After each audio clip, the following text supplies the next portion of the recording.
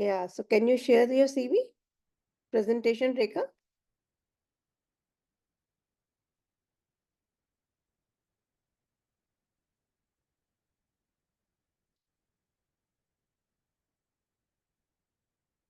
We are having mentoring session, journal club presentation.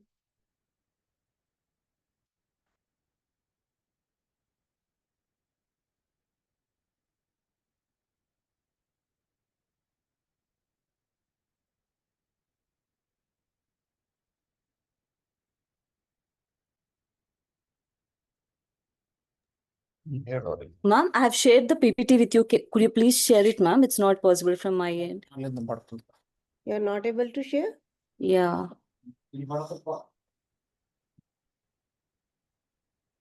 So, okay, so can you WhatsApp me? I've sent it, ma'am. Atul, I'm sending it to you then. It's open now. Okay.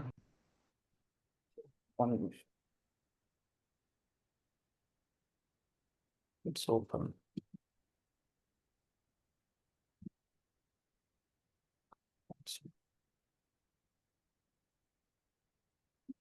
Here. Here. Is it visible now, ma'am? Yeah.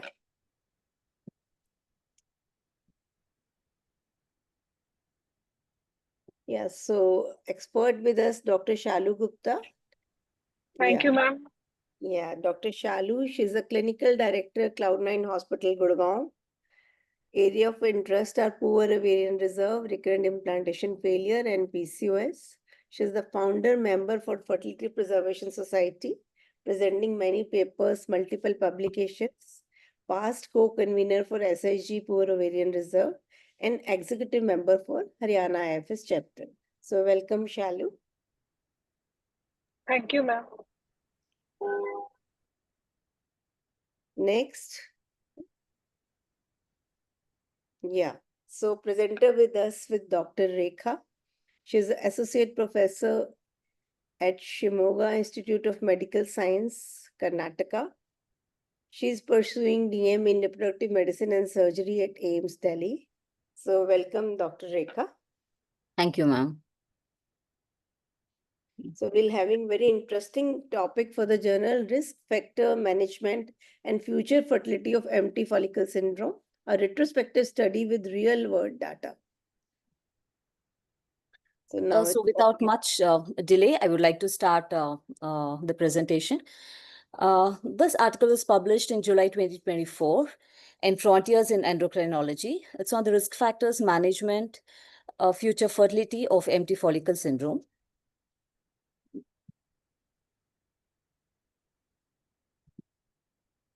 Just a minute. Rekha, you need to tell the next slide so that they can make it the next slide, okay? Okay, ma'am.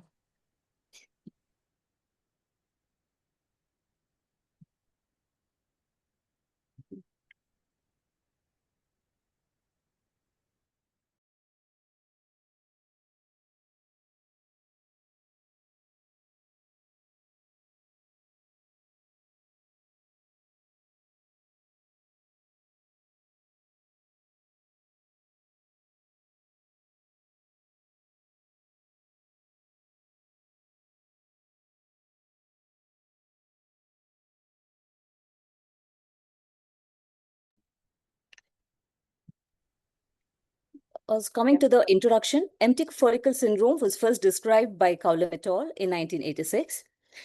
EFS is failure to retrieve oocytes during repeated follicular aspiration and flushing despite appropriate follicular development and estradiol levels. The incidence is varied since poor ovarian responders are excluded in some, as EFS is a reasonable outcome in such patients. With strict criteria wherein POR are excluded, the incidence varies between 0.04 to 0.5%.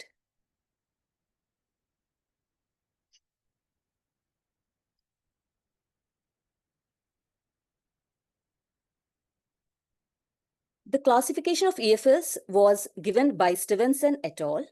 And this was based on a hormone profile which was done 12 hours post-trigger. Triggers is considered successful if serum beta HCG is more than 40. In case of ECOG trigger, if serum LH is more than 15 and serum progesterone is more than 3 nanogram per ml in agonist trigger, or either of them in dual trigger. So if the trigger has worked and still there is EFS, it is called genuine EFS. And if the trigger has not worked at all, it is called false EFS.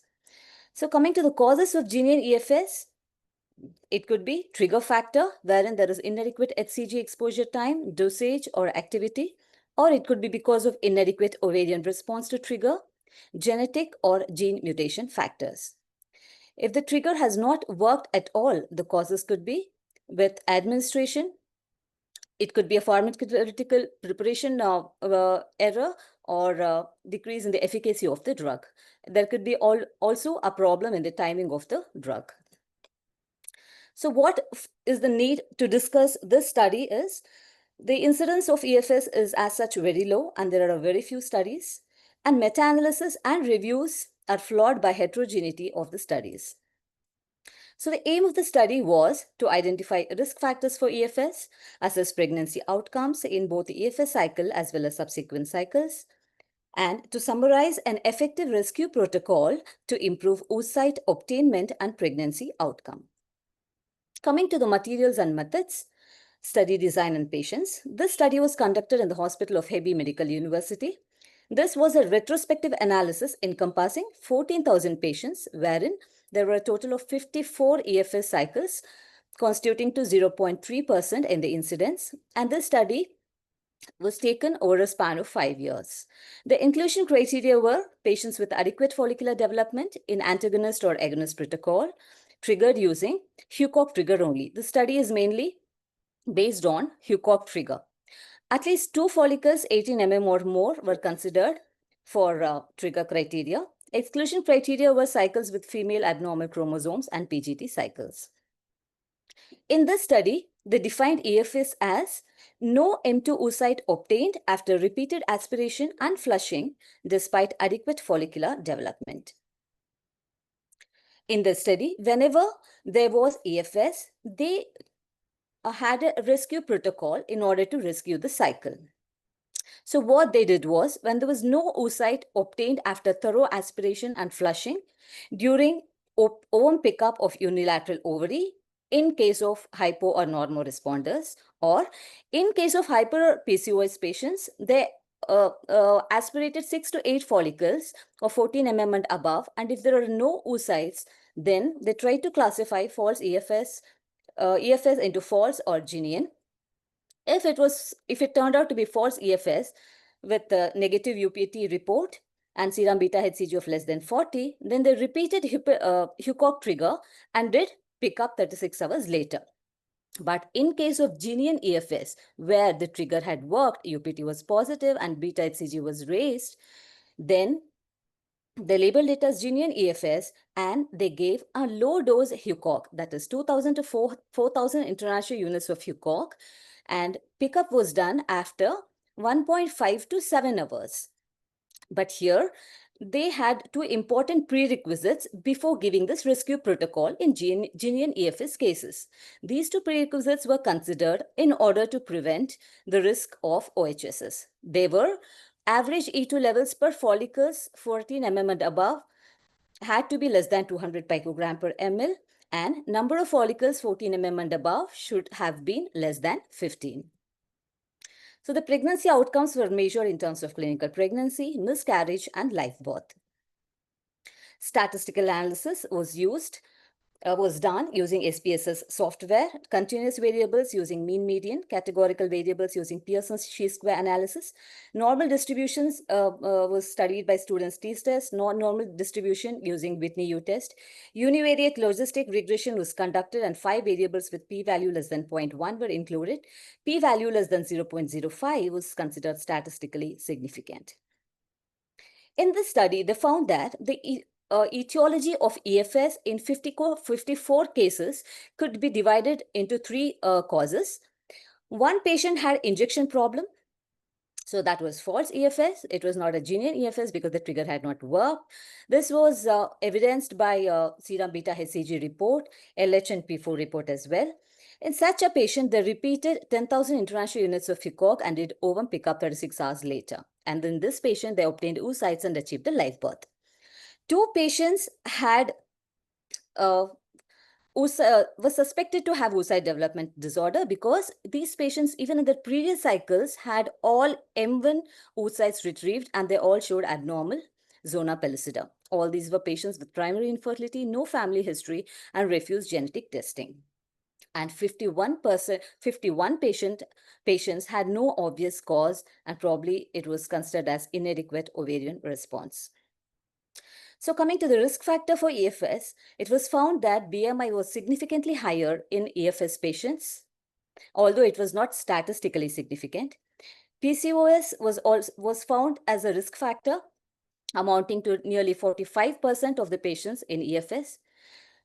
Downregulated protocol, GnRH agonist long protocol was again a risk factor, and also E2 on the day of trigger per 14 mm follicle less than 200 was an important risk factor. When they analyzed optimal delay time for second ovum pickup in case of rescue cycles, they found that the pickup which was done between 3 to 6 hours after the second trigger worked better in terms of number of oocytes obtained, number of embryos available for transfer, and also number of pregnancies. They also compared had a self-control between EFS and their normal cycles. 16 of the EFS cycles had previous normal cycles, and 15 of the EFS cycles had subsequent normal cycle. What they found in these patients was that the patients who had EFS with downregulated protocol had good oocyte retrieval when they were succeeded with the antagonist protocol in the successive cycle. And also, when the HCG exposure time was delayed up to 38 hours, the oocyte retrieval was better. But it was so heartening to see that with the rescue protocol, they were able to retrieve oocytes, get 2PN embryos, and even embryos for transfer. So coming to the discussion part, so in all these cycles, they had an optimal interval time of 36 to 38 hours for pickup, and minimal ECOG dose was 6,500 international units in order to induce ovulation. So in that one patient of false EFS, they found that in spite of 2 days of coasting, there was no effect on the follicular growth. But however, before giving a repeat ECOG trigger, it's important to rule out natural surge by doing LH and P4. In case of recurrent EFS patients, which were 2 in number in this study, they suspected oocyte developmental disorders related to genetic factors, be it LHCGR or ZP subtype mutations. In those 51 patients who had inadequate response to HCG, probably individual HCG thresholds varied, and routine HCG dose or exposure time might be insufficient for patients with higher thresholds. So in this study, the risk factors for EFS were PCOS, possibly due to a persistently higher LH and the inadequate or delayed expression of LH receptors. Thus, they may require more dosage of the trigger or more exposure time post-trigger. BMI was significantly also higher in the EFS group. So to summarize rescue protocol, we all know that E2 per mature follicle typically ranges from 200 to 300 picogram per ml before ovulation, and lower E2 levels indicate oocyte immaturity and poor prognosis. Thus, in EFS cases, with E2 less than 200 picogram per ml per follicle, an additional rescue dose of 2,000 to 4,000 ECOG was administered. But however, they averted the risk of OHSs by ruling out cases wherein there were more than 15 follicles or 14 mm and above. And in this study, they found that delaying the second pickup by 3 to 6 hours helped achieve optimal outcomes. Coming to the pregnancy outcomes in EFS cycles and the future cycles, this study found that 31.5% of EFS patients achieved live birth in the same cycle. For those who had failed pregnancy in the EFS cycle, altering stimulation protocols by means of increasing HCG dosage, exposure time, or by using a dual trigger of the HCG combined with GnRH agonist in the next cycle resulted in a live birth of 46.7%, which is really commendable. Obtaining a favorable pregnancy outcome with repeated EFS is challenging, IVM offers promise for patients with oocyte maturation problems, while oocyte donation is a last resort option. The strengths of the study was that it had a large sample size and had low heterogeneity. It is the first study to analyze the risk factors for EFS with HCG trigger, wherein they found PCOS as a susceptible risk factor for EFS.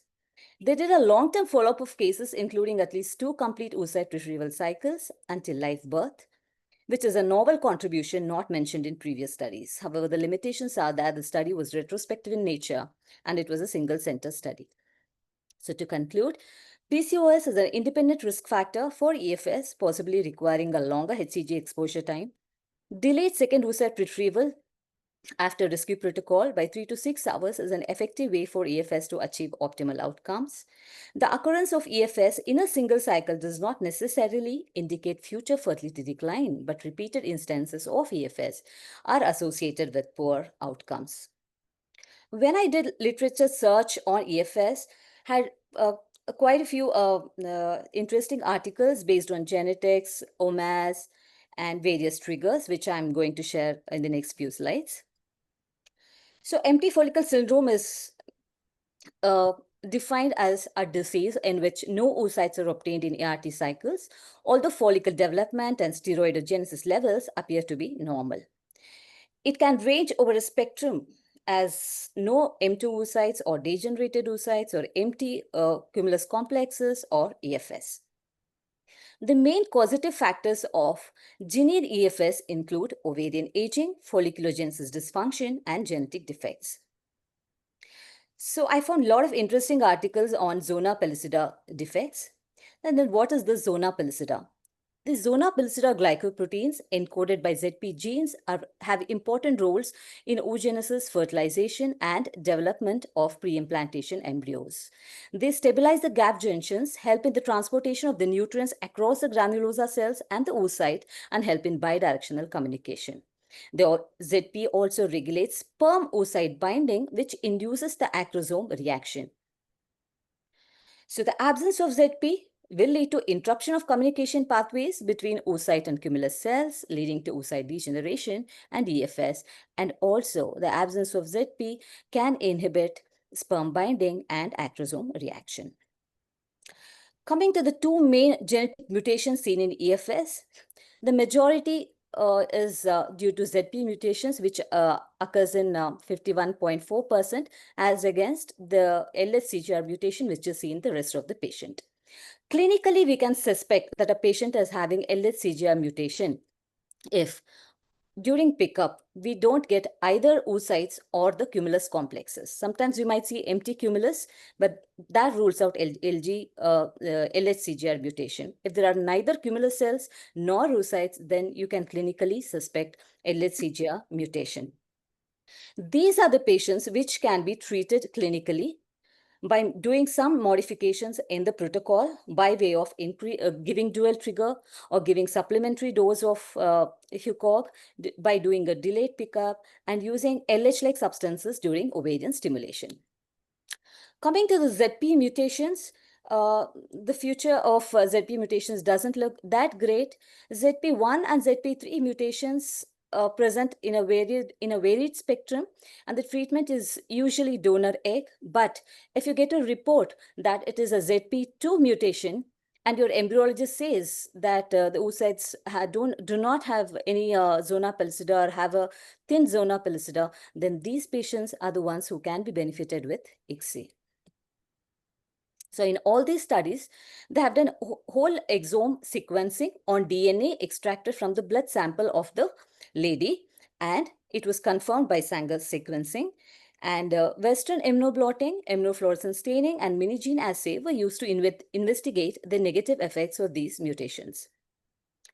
Coming to the LHCGR mutations, LH resistance presents as female infertility, primary amenorrhea, oligomenorrhea, and anovulation, but without any effect on sex characteristics. Patients carrying less severe mutations may have a better outcome of treatment, as I mentioned earlier, with HMG cycles, repeat dose, delayed pickup, and agonist trigger. Again, ZP1 mutations and ZP3 mutations usually go for donor egg, while in ZP2 mutations with heterozygous presentation, it's better to refer for a donor and in a homozygous state wherein you find absent or thin zona pellucida, we can try doing ICSI. So they do what is called as diagnostic ICSI in the natural cycle before doing a therapeutic ICSI in controlled ovarian stimulated cycle in patients with absent or thin zona pellucida. So, but however, genetic analysis plays an irreplaceable role in the diagnosis and prognosis of Guinean EFS, and ZP gene sequencing should be advised whenever our embryologist tells that there is a ZP anomaly. There were two interesting articles on OMAS meaning oocyte maturation abnormalities. Intrafollicular or extrafollicular factors have a major role in folliculogenesis, and the oocyte pathologies can present as oocyte degeneration, early oocyte loss, oocyte maturation arrest, and impaired embryonic development. But the beauty of this is there can be intercycle and intracycle variability. So a patient who once had EFS can have a normal cycle later on, or a patient who had EFS in the follicular wave can have some oocytes retrieved in the luteal wave. So there is a self-correction mechanism in the body in some cases. But a repetitive OMAS directs us to refer for either donor egg or cytoplasmic nuclear transfer. So a lot of this study analyzed up to nearly 3,953 studies spanning over a very long period of 1961 to 2021, and they have come up with a beautiful classification of OMAS, wherein empty follicle syndrome is a part of the classification. And I would like you people to acknowledge this type 5 OMAS, because this mixed a risk category wherein we see oocytes at different stages. Matlab, if there are oocytes at M1 stage, some GV, some very few M2, these are the patients who can self-correct themselves and can give better results in the next cycle. So premature ovarian failure, resistant ovarian syndrome are also a part of OMAS classification. So the treatment of OMAS could be by organelle transfer, IVM, capacitation IVM, in vitro activation, lap ovarian stripping, piezoelectricity in case of fertilization failure, and so on. So the future perspectives related to OMAS are not just oocyte donation, but the future lies in IVM. Organelle transfer has its own ethical and genetic issues. So EFS is neither a syndrome nor empty. Type 5 mixed arrest has a good prognosis with IVM, and defective proteins can be added in IVM culture media to bring about good results. So to conclude, this study said that the complete oocyte maturation has many steps, of which cytoplasmic maturation is the most important. And the last decade has shown more data on OMAS, and future genetic studies and IVL will be the answer for patients with repeated EFS. This was again a beautiful article to know about risk factors for EFS in patients who receive only agonist trigger. This was a huge study, and it concluded that basal AFC of less than 9, basal LH of more than 12.6, and stimulation days of more than 15 are independent risk factors for EFS. This was a study to know if the repeat trigger with HUCOG is useful in a case of EFS due to agonist trigger. They found that re-trigger with HCG in hyperresponder patients with no oocytes retrieved after agonist trigger may be an alternative strategy, and luckily there were no severe OHSS cases. This article emphasized the fact that lean PCOS patients with increased insulin resistance are at risk for EFS. This was a beautiful success story of a case wherein the patient had 3 repetitive EFS and finally had a baby. This one was a 35-year-old with primary infertility for 4 years, had irregular cycles, bilateral tubes were patent, AMH was 3.2, AFC of 7, HSA was normal, couple karyotyping absolutely normal, ovulation induction showed poor follicular growth. She underwent 6 stimulation cycles, EFS was seen in first 3 cycles, and oocytes were retrieved in 4, 5, 6. Come, let's see how it made a difference. They did LS-CGR mutation. They did whole exome sequencing, and they found that she was positive for LH-CGR mutation. So it was clinically also supported by the fact that there were neither COCs nor oocytes. So they made some changes in the protocol leading to COC retrieval. They added clomiphene citrate 1 tablet per day. They used HMG. They also used HCG 200 intranasal units on alternate days, and also added REC-LH. They used a higher dose of Fucoc, above 15,000 intranasal units, and they used a dual trigger, and they did a delayed pickup at 40 hours after trigger. So in the fourth cycle, they had 1 M2 and 1 blast. In the fifth cycle, they had 2 M2s but no blast. In the sixth cycle, they had 1 M2 and 1 blast, and the patient finally conceived and delivered a term baby of 4.1 kg by LSCS. So what worked in this patient was use of LH-like active substances, use of dual trigger, increasing the trigger doses, and extending the interval between trigger and oocyte retrieval. So empty in EFS is actually not empty, rather the oocytes are not aspirated. So EFS might represent a syndrome of impaired granulosa cell function, failure of meiotic division and cumulus expansion, and resistance of immature COCs to follicular stimulation. This was an article giving us the risk factors for EFS or low oocyte retrieval in patients with PCOS, which is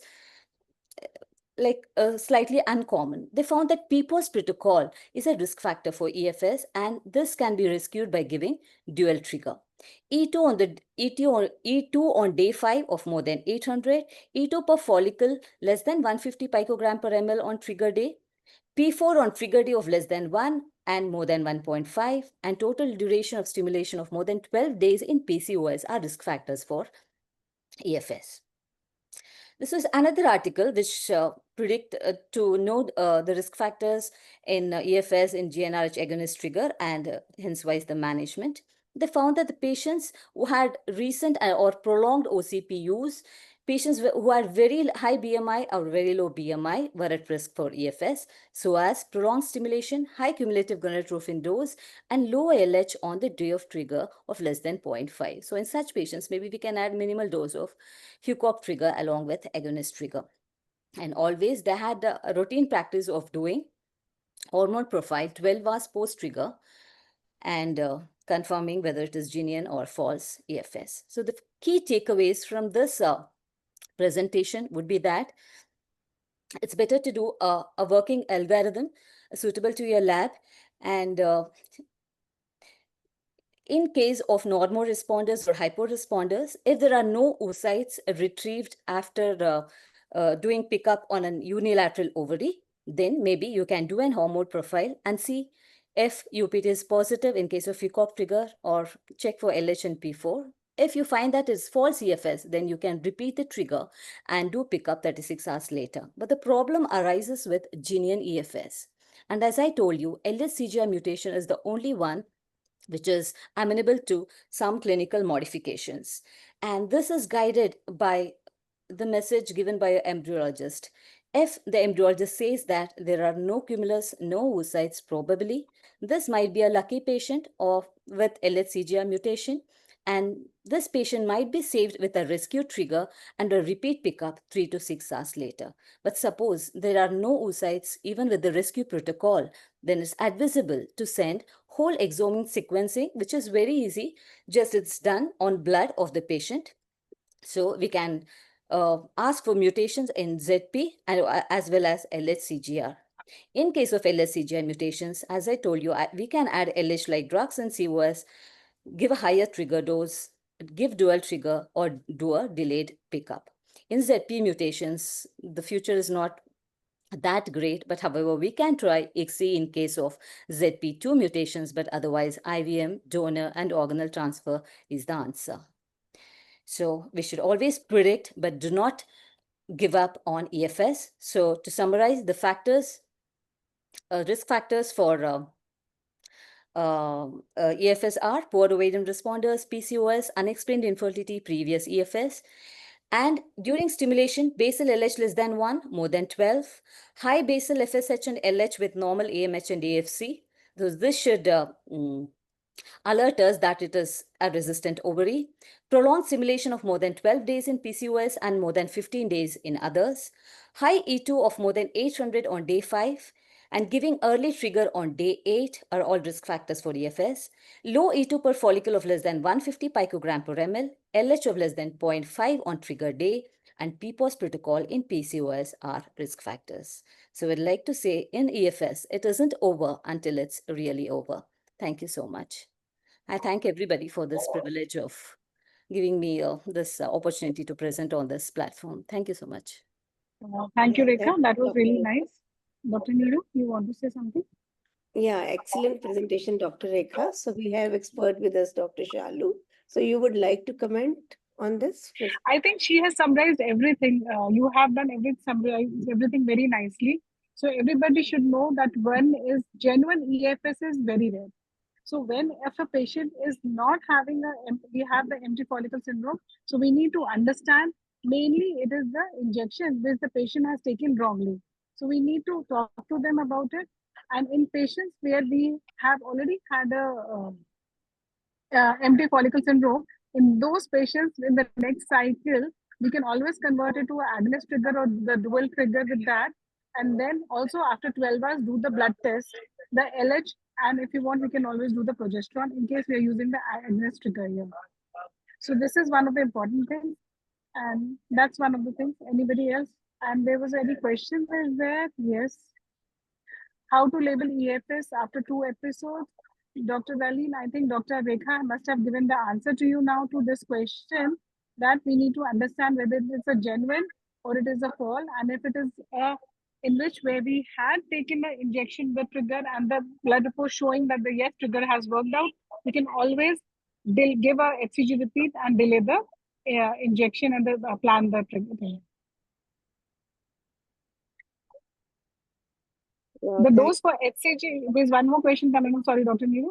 They've written the dose of HCG in the rescue trigger, please. So she has written, she told you about that in case it is if your that HCG triggers have not worked at all, that means your beta HCG is negative, your progesterone is not rising up, then you give it the normal trigger, what you give the 10,000. Maybe you can convert it to a dual trigger if it is a antagonist cycle, and then do a collection after 36 hours. But in the patients where it is the trigger has worked and you have the values of HCGs and the progesterone moving, there you can give the trigger something between 2,000 to 4,000. This you need to see as per the patient, what is the condition of the patient, because if too many follicles, you can't give 4,000, you can always make it 2,000 and do another collection after 3 to 6 hours. Yeah, and very well told by Dr. Rekha that rescue trigger we give to the patients where oocyte retrieve is less than 15. But even in any case, if we retrieve more than 15, we never give the rescue because we always take care of the OH. Yes, we need to do that. And second thing, what is the most important thing is change your protocol. Change your protocol. That is one of the very important things. Do not give the same protocol to the patient when you're planning the next time, because she may not have responded to the medication which you have given to her. So we need to change the protocol when you're planning it next time. Again, read what we have done, what are the medications we've given, what was the hormone profile, what was the everything, so that we understand what are the changes we can make and how to plan it the next cycle for the patient. Yeah, and we should keep in mind the likelihood of the patients like PPOS patients, poor ovarian reserve patients, PCOS patients, and patients where the basal LH level is more than 1 or LH is more than 12. So we should be in the mind all this, and especially in the poor ovarian reserve. So we take the timing between trigger and OPU very carefully. We don't give 34 hours. In these patients, we take the timing 35.5 hours or 36 hours only. So what is your routine, Dr. Rekha, for the trigger and OPU timing? In routinely, what do you do? Routinely, we do it between 34 to 36 hours. Yeah, so where 34, where 36, where 35, or any patients, anything. So how do you calculate, like, in which patients 34 hours, in which patient 35 hours? Depending on the follicle size, ma'am. They're like, if they are like already like around 20, 21, like we do it at around 34 hours. But if So patients with what like, is your sorry, Rekha, sorry. What is the trigger criteria? Let's come to this first. yes, ma'am. What is the trigger criteria? For ma'am, trigger For criteria. the for OPU, what is the Yes, same which we're taking, where you take 34 hours, where you take 36 hours. First you complete No, that. we don't base it on the type of the trigger, ma'am. The trigger pickup time is not based Size on the trigger and type. size of the follicles. Yes, size of the follicles. And in Yeah. patients with like previous M1 oocytes or like EFS, we give them little delayed pickup. If the We go, size is 20, then you but, give but never, early. we have never crossed 38 hours, ma'am. But if there are large size follicles, we do it right away at 34 hours. Don't even If wait the, with that. if the and size is 20, then you give 34 hours. If they Yes, are ma'am. smaller in size, then you give the 35 Yes, and a half that's, or yes, 36 hours. ma'am. Exactly. Especially in poor ovarian reserve, there we give the 35 or 36 hours. 36 hours. Yeah. Slightly delayed. and what is the experience of EFS in your institute, Rekha? We get around 4 to 5 cases of EFS per month, ma'am. In the last month, we had 2 EFS. One was Poseidon 4. That patient, we had retrieved 2 oocytes in the follicular phase, but she had EFS in the luteal way. We had done dual stimulation for the patient. And the other patient, was PCOS patient, but there was already a known risk factor. She had actually early follicular surge on day 5 itself, but the patient wanted to continue the cycle even after explaining the risk. So, but the patient ended up in EFS. And they were it was a genuine or it was a Yes, false? yes. No, it was documented as genuine EFS. Okay. And any sequencing you did in them, or the whole exome sequencing or anything you've done with these patients? No, in PCOS patient, since there was an obvious cause of early follicular surge on day 5 itself, we're planning to start her with lesser dose in the next cycle. Probably we started with a higher dose, and so she surged quite soon. And we are thinking of doing an early ANTAC scan and probably doing a fixed ANTAC protocol. But in that Poseidon 4 patient, we already have given her dual stimulation. She's already 40-year-old. We have not done, ma'am.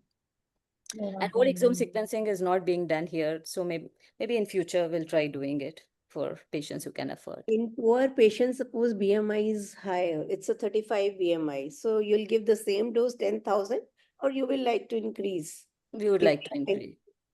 How We'd much? like to increase, ma'am. Up How to much? 15,000 we can. And Dr. Shalu, what is your experience? Poor patients and BMI is 35. So look, we need to understand this. We are not talking about here. EFS is one of the things, but she is a poor patient. Yeah, I would prefer to give her a dual trigger because it has been found that the dual trigger is much better. Maybe 10,000 with 0.1 or maybe 10,000 with 0.2 will be something which I will like to give in these kind of patients here. Yeah, if it's With not a case of EFS, but primarily a first cycle for a poor responder with high BMI, of course, ma'am, we always give dual trigger for all so we poor are not responders yeah, at the center. yeah, Yes, yeah. That is it, no? Because we yes, don't know she's going to be a EFS. yes, Hmm? yes. Yeah. We always give dual trigger for all poor responders at our center. Yeah. And what is your maximum dose, Shalu, you are giving in your practice in these patients for high? Ma'am, only if it is 40 and something like 37, 38 or 40, then I give 15,000. But Or I am not 12,000? Or otherwise 12,000? no. Fun, sorry. Or 12,000? Or 12,000. I Or prefer but the 12,000? 12,000 with maybe another method decker. That is mine. I am more fond of dual trigger. That's my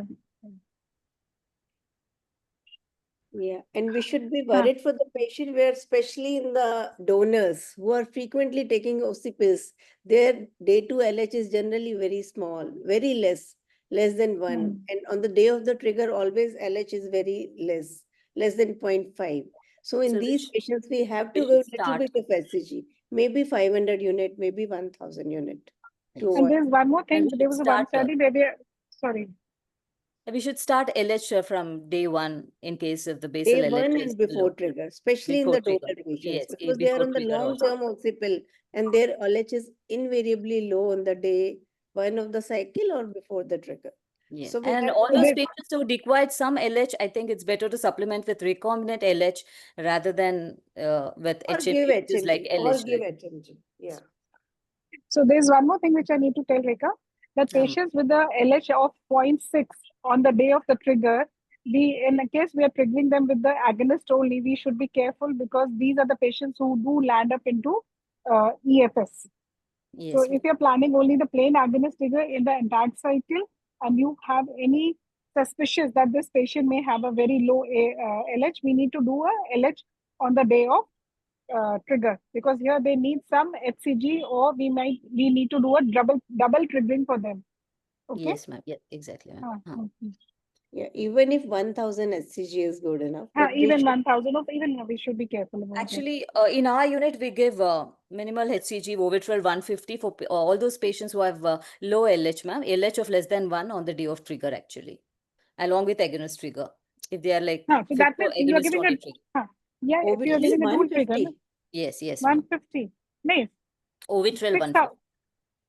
Orbital is 250, na? Otherwise, 250, no? We give half the dose, ma'am. half We give the half the 125. dose. 125. Yes, yes. Okay. yeah. So that means something like 3,000 you are giving the Yeah, yeah, HCG. yeah. And I think anybody else Any we other have here? questions? I think we have a dose of HCG in rescue trigger, it's over. Any experience of whole exome sequencing, gene sequencing? Do we need to write for specific genes, Shalu? Ma'am, since I don't have any patients with the empty follicular syndrome here, EFS, I have, yes, but there are companies which do gene sequencing and they do this LHGCR and I don't know about the ZP gene, but they do this GCR resistance. They do check on that. No, it's a So simple test. It's a simple blood test, ma'am. it's So a they simple do blood whole test. exome You just sequencing, confirmed by Sanger sequencing. The check for both ZP gene sequencing as well as for LHCGR mutation. We should ask for it. Basically, you should ask for ZP gene sequencing if you find abnormalities in the zona pellucida. Yeah. And one more question by Dr. Yukti. In female with history of EFS, would we give a dual trigger? Yes, Yes. definitely. Dual trigger is Yes. always better in these. plus you change your protocol, the stimulation protocol you're giving to her, change it slightly, and then yes, you can always give a dual trigger to this patient. So whenever in doubt, change. Change is the principle to get better results. You cannot keep doing the same thing and expect different result. Yeah, and if we are giving only agonist trigger, check the LH after 12 hours. If LH is less than 15, then repeat one more dose of agonist. And LH rises in pulses, and it maybe by the time you see LH could have fallen, but it's more important to do P4 also, ma'am. If P4 is more than 3, more than but 3. LH is less, still the trigger has worked. Yeah, generally we check LH after 8 hours. But this what you're saying is that progesterone rise and LH decrease is after 36 hours. When we actually doing the pickup, then we realize these things. No, 12 hours, ma'am. We do LHP4 for all our patients 12 hours post-trigger. Suppose the patient gets triggered tonight, we call her tomorrow for LHP4. We confirm 1 day prior to pickup. So this is when you're doing the only agonist trigger. You're doing it for all your patients. Nine, agonist, only for agonist only trigger. What we do, the patients who cannot come for repeat sample, we just give 1 cc more dose after 12 hours to these patients. That is also if one we of are the things giving which 2 we can ml, do. 2 cc loop, right? We repeat 1 cc after 12 hours. Those That is patients, also one of the things. yeah, to be careful. So excellent presentation, Dr. Rekha, and very well explained everything by Dr. Shalu. Thank you everyone, all our young Turks for the joining. We're having these sessions regularly. We invite you to the Fertivision on the 12th, 13th, 14th December at the Leela Ambience. Next month, we are planning to have the SIG endoscopy on the video presentation, fertility sparing presentations. Secondly, we are planning to have a ASHRAE presentation on newer stimulation. Anyone who would like to have presentation on newer stimulation on the ASHRAE guideline, newer guideline, please let us know. You can WhatsApp me directly or in the group. Those who are presenting, we will be given you special favor in the Fertivision. You will be given presentations and we'll be inviting you for the special presentation in these. So with this, we end. Thank you, ma'am. Thank you so much for the opportunity. Thank you, Dr. Neeru. Thank you, Shalu, ma'am. Thank you, Neeru, ma'am. Thank you so much. Thank you. Thank you.